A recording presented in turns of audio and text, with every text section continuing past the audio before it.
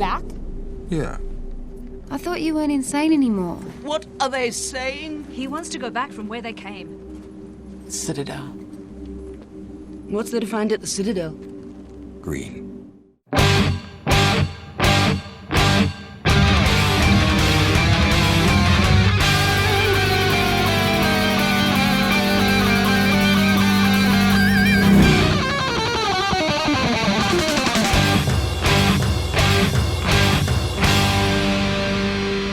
Welcome to the Mad Max Minute, where we echo John Bon Jovi and ask, who says you can't go home in Mad Max Fury Road, 1 minute at a time. I'm Rick. And I'm Julia. And today we're talking about minute 87, which begins with Glory's ghost calling out to Max, and it ends with Max telling the Vuvolini what they can expect to find at the Citadel. Wrapping up the week with us are Punxsutawney's favorite sons, Sean German and Dave Pallas from Groundhog Minute. Hey, glad to be on this convoy with you. Oh, it's a mistake. That's all I gotta say. It's a mistake.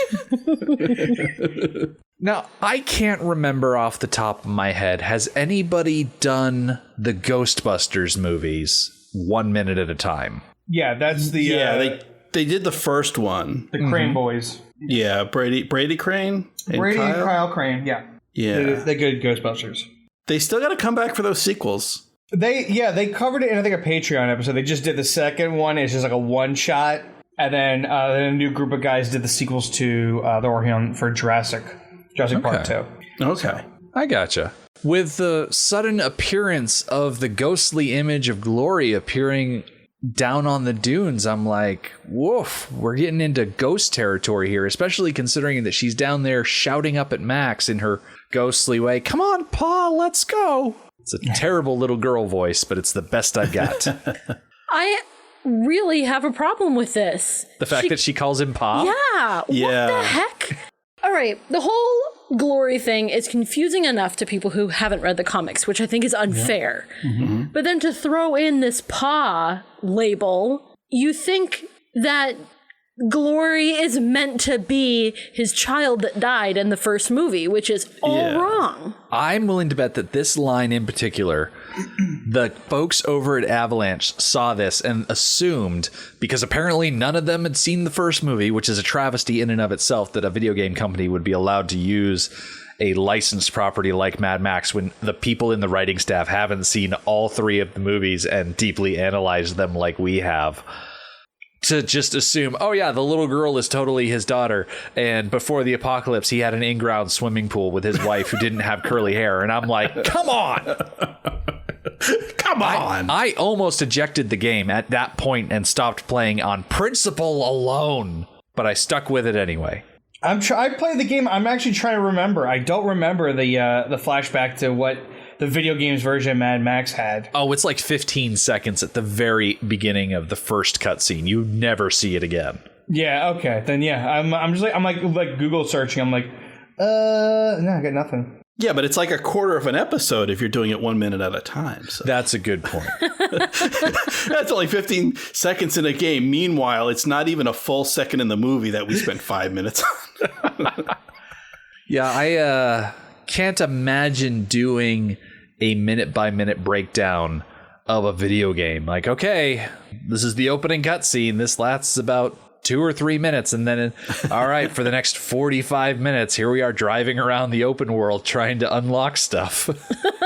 I think that's the next frontier of someone cutting like one of those walkthrough videos or run-throughs, someone breaking that down 1 minute at a time. That's like the next podcast movement, I'm sure. I feel like you could do it with the Naughty Dogs of the Uncharted series and Last of Us, because they're very story-driven. And they're very linear. It's like, as a character in those games, you rarely go off the path of what you need to do story-wise. Yeah, the secret with the Uncharted games, if you don't have a PlayStation, is to go on YouTube and find one of those Uncharted the movie cutscene compilations. Oh, yeah. It was pretty good. Yeah. I think we watched all 4 of them that way. We did. They're long, though. Yeah. Because obviously they're not cut to be a movie. So. Like 4 or 5 hours long. Yeah. Like a mini series. I remember I got a little teary-eyed near the end of the 4th one. It got me.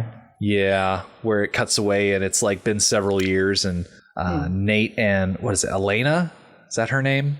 I think so, yeah. It's like their daughter, and she's like poking around their old that treasure really cabin. got me because you play as the daughter, but the parents aren't around.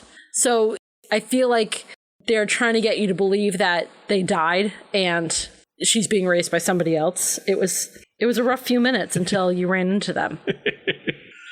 That was a good game for cutscenes. The Mad Max game, not so much. Not a ton of cutscenes in that one. It was mostly about the driving.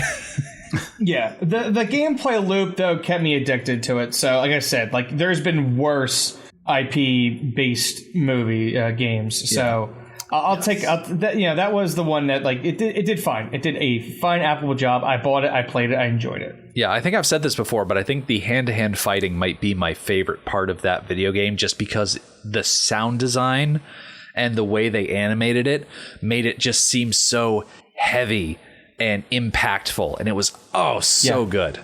And the car combat was just as good. Yeah, I'm glad it wasn't a heavy firearm related game. Like shooting a guy with a shotgun was like you almost reserved it for like a real son of a bitch who deserved it. Yeah.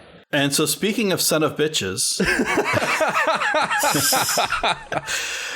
we cut away from Max looking out at this mysterious visage of this young girl who is not his daughter to Max on his bike, streaming quickly, driving across the flats to catch up and cut off Furiosa and her crew. He is heeding the beckoning of Glory to come on, Pa, let's go. Let's put this plan that I guess he's formulated, Julia, like you said, the night before probably.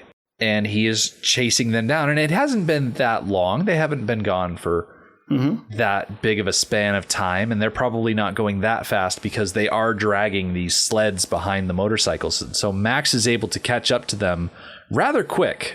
Right. Yeah, they're trying to conserve fuel by driving efficiently. P's not. Right. They're also concerned there's loose gravel. This is not a clean surface to be driving across. So safety is a factor as well that's going to slow them down. So Max is able to catch up. So so this raised many questions in my mind. One is, was this his plan from the beginning and he just, to be dramatic, I'm going to let them drive away and then I'm going to catch up and then I'm going to stop them. And that's want to tell them the plan, not when they first asked me to join them, because I don't know, it's not as dramatic that way. Or was he planning to return to the Citadel alone? Just like, well, I've got to go back. They destroyed my vehicle, or maybe they fix it up. I got to get a car. Like I can ride a motorcycle, but it's not really a thing. I'm not a motorcycle guy. So I'm going to go back to the Citadel to get my vehicle. Or is just Max into he's a cartographer. He's just into making maps, and the idea to return to the Citadel popped up later. I think I just figured it out. Okay. All right. So you know how in those V8 commercials, people suddenly remember something and they smack their forehead and they're like, I should have had a V8.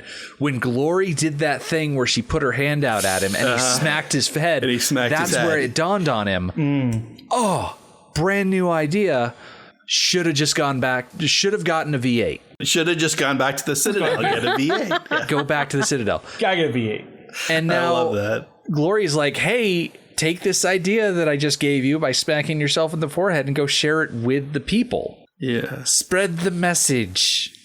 But going back to the map thing, it's like, he has to make the map because, he's on the road. He needs to know what landmarks to avoid and what to work with. Yeah, I like the idea of Max having a cartography hobby.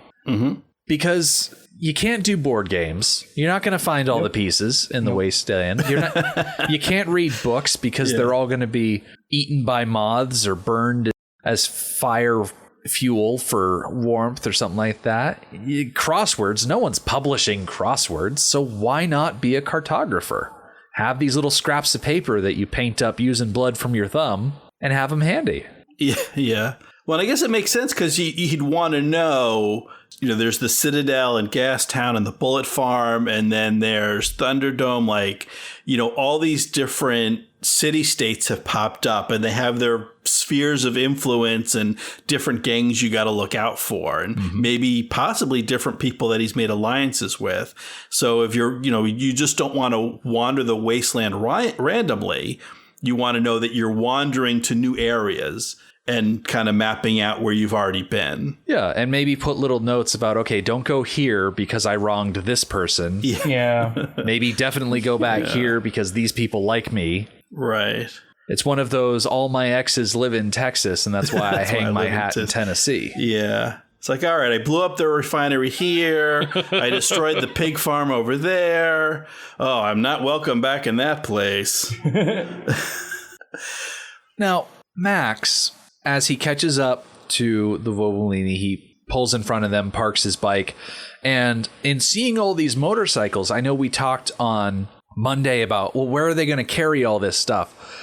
They have piled these bikes with bags and boxes and baskets and things. And they've even got a couple of sleds that they're dragging behind the motorcycles to carry more supplies. There's at least one sidecar, I think. So they've actually done a pretty good job. And even Max's motorcycle, it's got the blankets, it's got the gas tanks, like anything that can be hung off the side of this bike or stacked in a tied down bindle on the back. Like, they're being very efficient with their space on these things. Yeah, well, and I think Furiosa is the only one who's riding alone. It looks like every other bike has either doubled up on riders, is pulling someone in a sled, has a sidecar, or all the above. Mm-hmm. And it looks like Furiosa's bike, when you're looking at it from the side around second 21, because you get a nice profile view, that might be a saddle that someone can sit on back there. Yeah. But Furiosa's the leader. She's the one that needs to be out front, being nimble, and then all the other heavier bikes can follow in closer behind. Yeah. Well, and I wonder if the plan is in certain areas that the rest of the group stop and she kind of scout up ahead. Yeah. Because she's not only riding alone, she is it looks like there is a seat for someone to sit behind her, but she's traveling very light compared to, as you said, all the other bikes are very laden down with luggage and stuff in the basket on front and saddlebags and whatnot. She's kind of traveling light. So I wonder if the plan is at certain times she'll go on ahead alone to kind of scout out, what they're getting themselves into there. Mm-hmm. But then, what they're getting themselves into is Max pulling out front and stopping the parade. And I like how he's able to just slow them down and stop them, that like they all know each other. It's not a confrontational thing. And Max just hops off his bike, reaches into his jacket and plops this little hand-drawn map onto Furiosa's gas tank. I love that it's like they're continuing a conversation. Right. There's no greeting. There's no easing into it. He's just continuing the conversation that they were having last night. Yep. He just walks up and he's like, all right. Boom, there's the map. This is your way home. And he just points down to this little flaming skull emblem that he's drawn on the map. Yeah. I wanted to point out, like, they obviously, packed their bikes very well. They broke down the rig very well. And then, he gives them an idea. They have to essentially put that back on the rig. And they have to, like, re-gas the rig up, too. Because they, like, dried the tank to get these bikes all gassed up. So now they're like, have to go back and they have to kind of like first gas tank come up. We got to siphon the gas back into the war rig. And then the next bike comes up, siphon that gas into the war rig. Yeah, that's going to be a real pain in the butt. Yeah. And I love how Furiosa, Max is pointing to this map and she looks at him and she's like, we go back? Like, that's your idea? And Max is like, yeah. He just kind of nods and goes, uh-huh. Well, I think the reason why he's like, and he has to teach this to us too. And like, if they maybe they should have held on the map more, because all right, so here we are, second 40. I have it paused. He has those arrows going down, and then there's that dot. Mm-hmm. I think that dot is supposed to be the canyon, because that's what it's important that we don't really realize until another minute or two. is that it's not just, oh, we'll go back and we'll defeat the bad guys. It's we'll go back and for some reason that canyon is such a choke point out here in the wasteland that if we destroy it, these guys will be so stranded out there. You're right. Yeah. That's something that's not really discussed until like they're on their way back. Because I'm just like, oh, well, it's the wasteland. Like just drive around the canyon. But it seems to be this canyon is a focal point that they have to go through. They have to go through the biker boys and they have to go through the spike car area. They have to go this way. It's the only like efficient way in this territory. What's not clear to me is exactly what each symbol on that map represents, because right below the flaming skull are the squiggly lines that could be the canyon, but they also could be the spires of the Citadel. They could just be something else, like the flaming skull itself could be the Citadel, and then the arrows that go out are like the path of the war rig or the path where the Armada went. Like, it's not incredibly clear. You'd have to go to the fan community to find something that's actually like super clear. Yeah. Wait, aren't we a fan community? I guess we're fans. I don't know if we call ourselves a community just yet. We're not Reddit for sure. Yeah. I don't know if I know you guys that well. I don't know if like we call ourselves a community, but yeah. And actually, to possibly answer a question I had earlier, back to Dave was talking about the view of the map we get on Second 40. We have a compass. We have a line, sort of an X with an arrow on one leg can we assume that's north? Kind of the arrow is pointing kind of up into the left. So I'm assuming that they're towards like the top of this map because that's where there's more detail. So that's where they've been, they've been traveling north from the Citadel these past 3 days. And so they'll be traveling south to go back. This is not going to do anything for our listeners, but I have shared my screen with the chat. And what I've got up here is a picture that someone has drawn. This is a illustration by Andrew DeGraff. I'll share it to the listener page unless someone beats me to it. But it shows in different colored lines. We start at the Citadel. We go up towards the Toxic Storm. We go through the canyon, through what used to be the green place, which is in blue up there at the top. Okay. And then we go out to the radio tower and the Great Salt and everything like that. I'm trying to reconcile a depiction like the one I'm sharing with the depiction that Max is doing, because it seems to be cutting back and forth a lot, which is why I'm going with the one by Andrew DeGraff, as opposed to the one that was provided in, there was a big over 2-hour interview that Brendan McCarthy, George Miller, and Nico Lathouris did at the Sydney Opera House talking about Mad Max. And up on the screen behind them, they had this big map where everything was more or less a straight line cutting across from the Citadel down to the canyon, then across the Green Place Bog to the Great Salt Plains of Silence type of thing. But I think at the end of the day, Max's idea is, let's just turn around, go back to the Citadel. And this idea is expounded on next week. Let's go back to all the people that are trying to kill us. Yeah. And that's pretty much the response that we get from the wives. Like, Toast is like, back? And Max is like, yeah. And the Dag having probably the best line of this minute. I thought you weren't crazy anymore. Which is so great. That is a great line. Yeah. Rick and I were talking off mic earlier today about the Dag, and her personal journey, I think, has been interesting. Her development has been interesting. When we first met her and started getting to know her, she was very angry. She was often spitting out slurs and curse words, and that came across as, oh, this one's got quite the personality. But we weren't really getting a good look at her personality. Now that things are very different from the beginning of the movie, now we're actually seeing her personality. She's actually talking in complete sentences, and we actually get to hear what she thinks about things. Mm-hmm. So I really like that change. And she's still sassy. That hasn't changed. Yeah. There's just more to her than that. Yeah, she's warmed up to the others, and I think meeting the Vuvolini have definitely helped with that. Speaking of the Vuvolini, one of them, Melita, she stands up in the little sled there. And she's like, what are y'all talking about up there? And another Vuvolini steps forward. She's the one with the cap, and she says, oh, they want to go back to where they came. Oh, her tone. The way Melita says, what are they saying? And then Joy responds with, he wants to go back from where they came. The dynamic feels like Melita is the old woman who can't ever hear anything, and Joy is always the one who has to repeat what other people are saying so that Melita can hear. That's what this exchange sounds like. Joy sounds very put out. Yeah. What would Put be upon.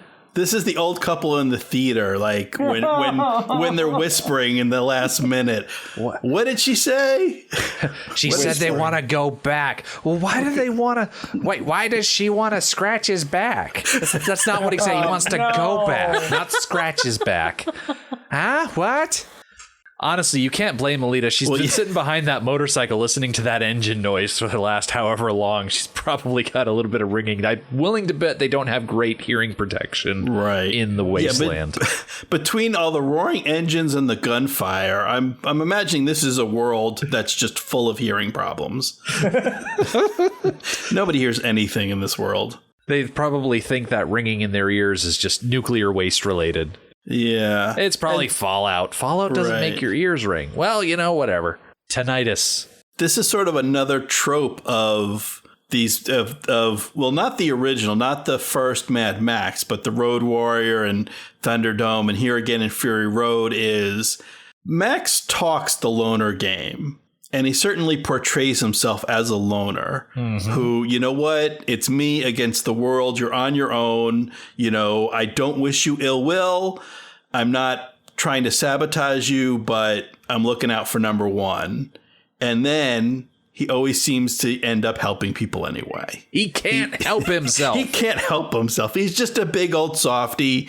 He's there. He's kicking himself, and he wants to be alone, but he knows the right thing to do. He knows the right thing for them to do, and he knows they're going to need his help. So, gosh darn it, he's going to do it. Yep. And at the mention of the Citadel, Jillian walks up, one of the other Vuvolini, and she says, well, what's there to find at the Citadel? And Max answers with one simple word, green.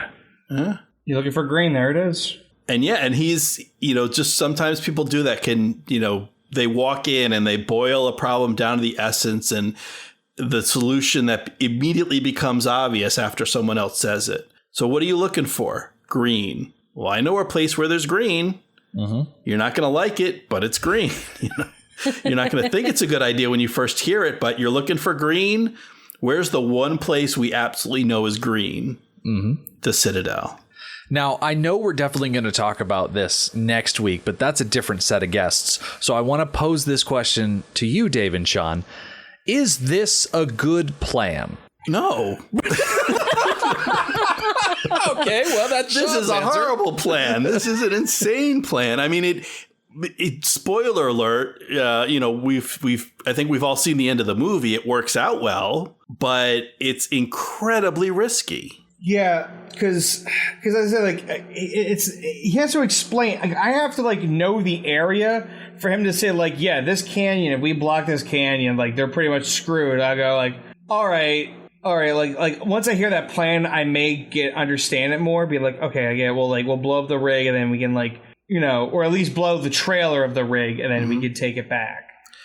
Yeah, I mean it depends on. So one of the things that come up is right now, all these places are either undefended or their defenses are weakened because of the people that are out looking for Furiosa and the Wives. Everyone's after us, so they're not at home.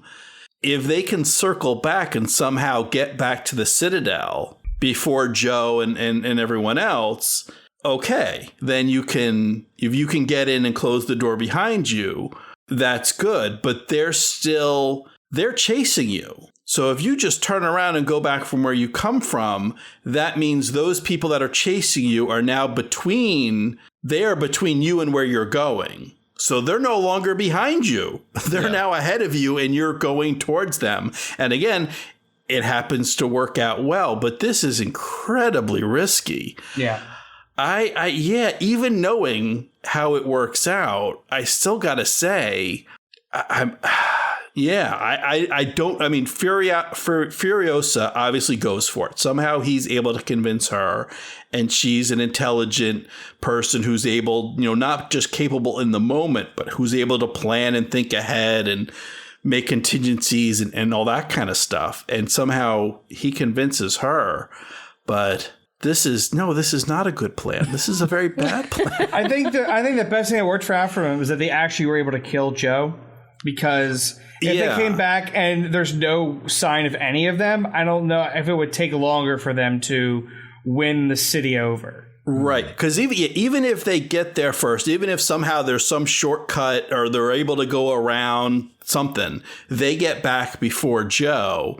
And, and even if, and we've seen it as they're chasing, as the chase is going on, whenever they kind of get close, some of the wives are like, are changing their mind or saying, I want to go back, and he'll forgive us, or he won't punish us as bad as if we go back willingly. So even if they get back to the Citadel first and they're able to convince, hey, we're here, we're free, we're nice, let us in, open up the water, happy day, as soon as Joe returns, then everyone's going to be like, oh, no, I was against it. I didn't want to let them back in. It was the other guy who, I'm me, Joe, I'm on your side the whole way. It was everyone else, as soon as he shows up. So the plan kind of depends on being able to kill Joe, right? I don't think the plan works. And the way that Max is selling it, he's saying, oh, yeah, we just go back the way we came. There's no one at home right now. This is a Home Alone situation where it's just a bunch of kids. So we'd be able to get in no problem. And look how Home Alone turned out. Well, okay.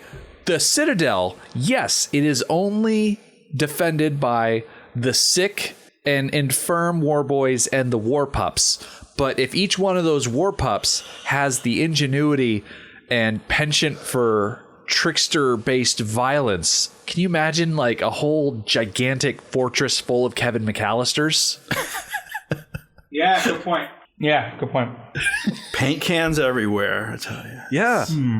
Like, it's an incredibly risky move.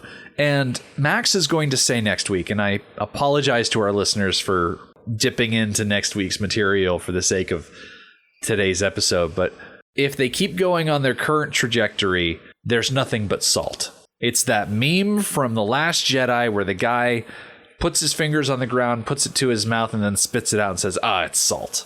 Yeah. Yeah, but we know Max has been wrong before, and we talked about it, how the previous groups of people that he's helped and declined to join, in their epilogues, we've seen those, if they haven't reached better places, they've at least reached places where they can settle down and put down roots. At least they're not running all the time. Oh, how terrible would it be for the Vuvolini and Furiosa and the Wives if just 100 miles ahead of them there was like the most perfect and pristine area, like they were just a stone's throw from finding the crack in the earth from beyond Thunderdome. So close. Man. Oh, that's a shame. And then they turned around because Max convinced them to go back the way they came. To a certain extent, like, Max is very, very brave.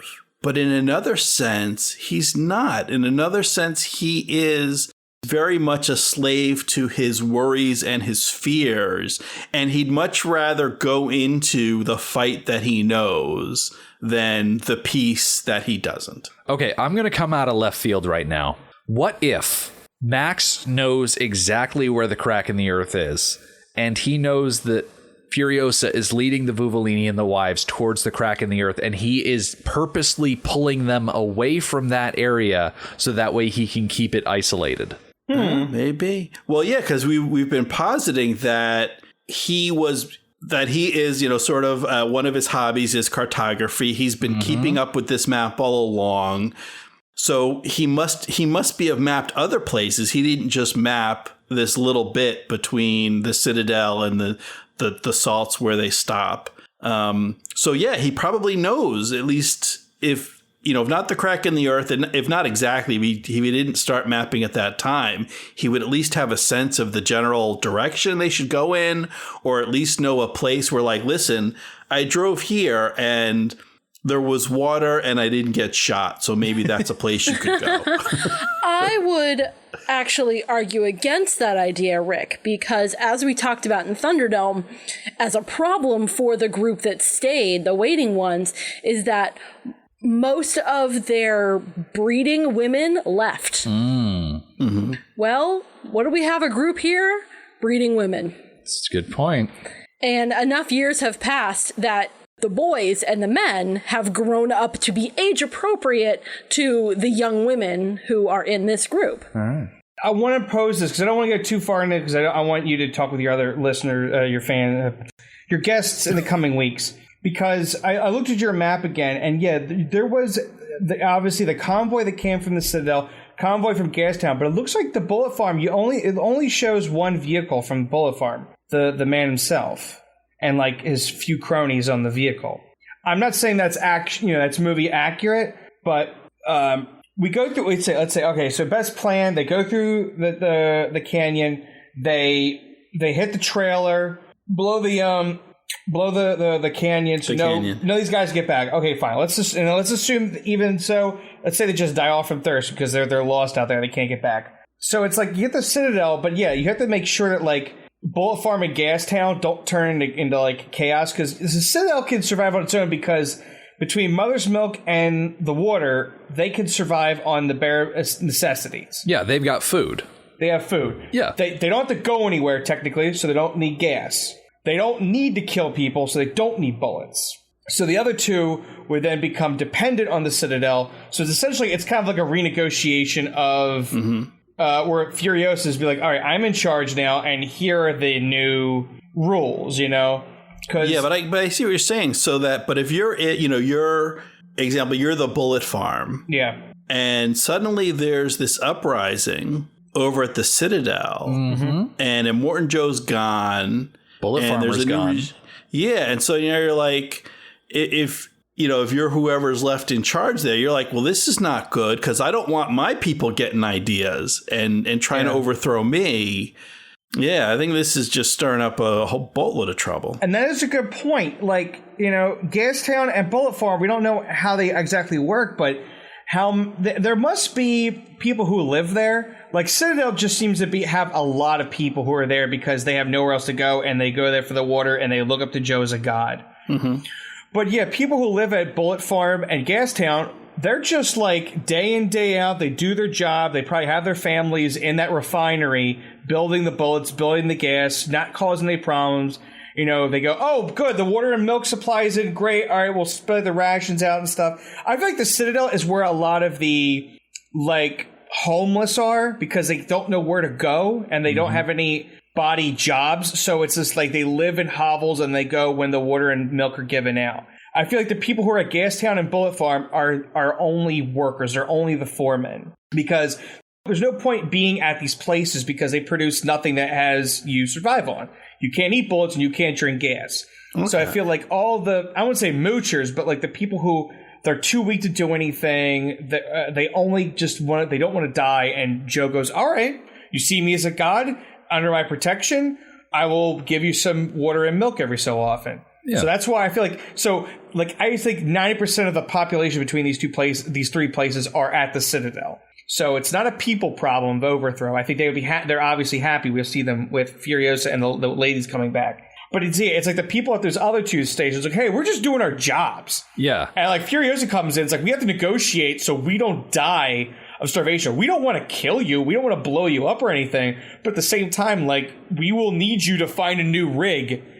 Bring that rig over here so we can fill it up with gas and bullets as a payment for that water and milk. Yeah, I know we mentioned Waterworld already this week, but I want to go back to it because I see the people at Gastown and at the Bullet Farm to be pretty much the same as like the guys who work for the Deacon on his giant Exxon Valdez thing. They're just there working as part of the workforce, pouring lead into bullets, working on vehicles. Like, there's one part in Waterworld where Kevin Costner steals a jet ski and drives it up into the Exxon Valdez and crushes one of the bad guys, and then like dresses up as a bad guy.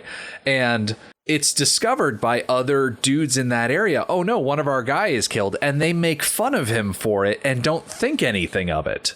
And I don't think that the workers, the people that refine the fuel and pour the bullets, like you said, Dave, I don't think they're fully on board with the whole let's kill everybody just because Joe says so. They're just there because they can work. They have something to keep their hands busy. They probably get regular rations because they're working, where they're not mooching, they're not weak and dying. Where it's like you get your mandatory, you'll get your milk and water rations if you do work, or every so often we'll open the valves of water and milk and you'll get some. Yeah, I think the important thing at the end of the day, and it's one of the reasons that I'm glad that at the end of the movie we don't see anything bad happen to Corpus. Spoiler alert, I guess. Was he? Is he the small guy in the chair? He's the small guy in the chair. He's pretty much the brains of the operation. Yeah. He stays alive. Yeah. And so I'd like to think that he keeps all of the different machinations in motion.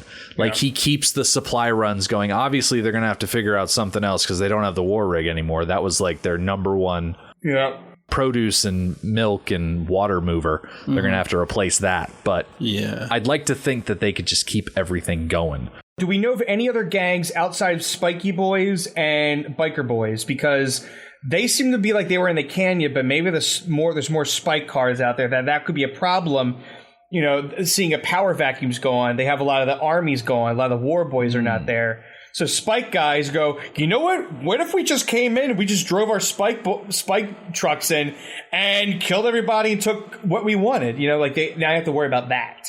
I think there are a lot of people who would like to have access to that water. Mm-hmm.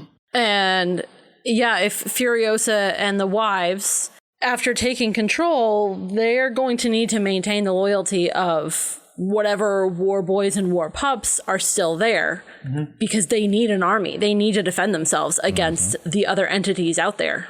Yep.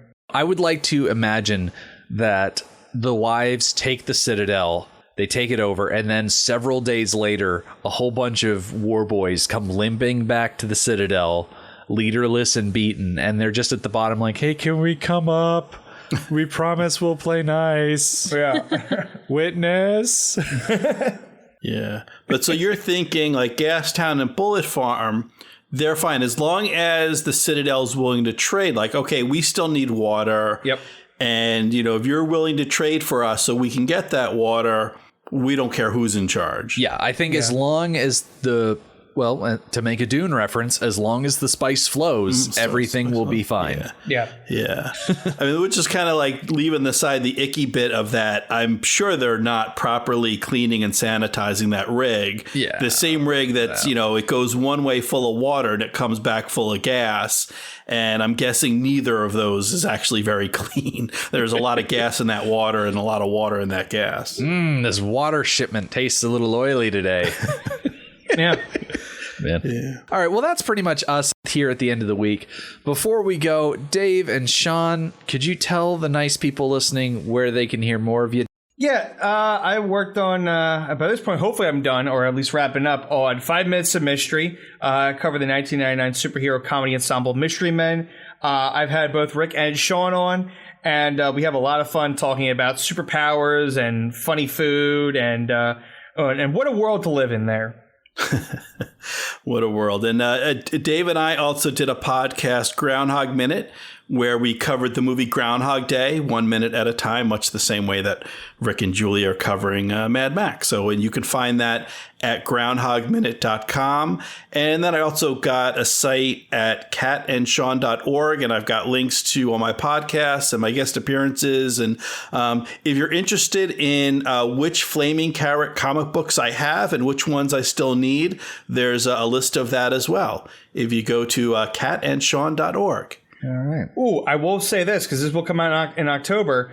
Sean and I are going to work on a holiday. We're going to work on some holiday stuff. Okay. So they're definitely So keep a look at all those websites, all those our social medias and everything, and some holiday announcements will be coming up very soon. Yeah. Well, as for this week, thank you so much, gentlemen, for joining us. It has been a lot of fun having you hang out with us this week. As for Monday, when we come back, the wives will talk about all the nice things that you can find at the Citadel. Max will propose a direct approach, and Toast will insist that hundreds of small children won't put up a fight. The Mad Max Minute podcast is a fan project by Rick and Julia Ingham. The Mad Max franchise was created by George Miller and Byron Kennedy, is presented by Kennedy Miller Mitchell Productions, and distributed by Warner Brothers. Mad Max Minute is produced and edited by Rick Ingham. Our opening music is Verdi's Dies Irae by Daniel Bautista of danielbautista.com. Our home on the internet is madmaxminute.com. You can follow us on Twitter at madmaxminute, like us on Facebook by searching for Mad Max Minute, and join our Facebook listener group, Mad Max Minute Beyond Microphone. If you'd like to support the podcast, visit madmaxminute.com, where you can see what's in our TeePublic store, join our Patreon, or even donate to the show to help us keep the tanks full. Thank you for joining us for minute 87 of Fury Road. We'll see you next time.